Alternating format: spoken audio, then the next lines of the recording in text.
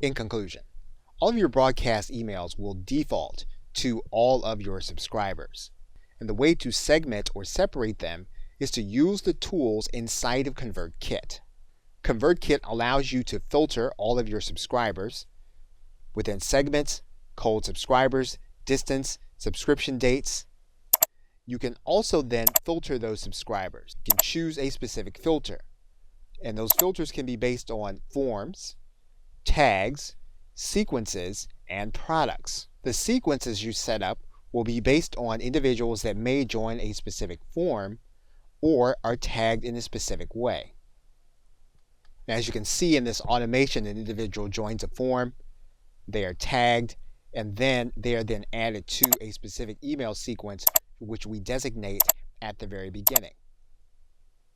So to set up a traditional autoresponder, what you'll need to do is you'll need to set up a sequence, and that sequence can be a series of emails that you have written ahead of time. But you'll notice that individuals are not automatically added to that sequence. You will need to start that process with some kind of automation based on the way that they come inside of your list.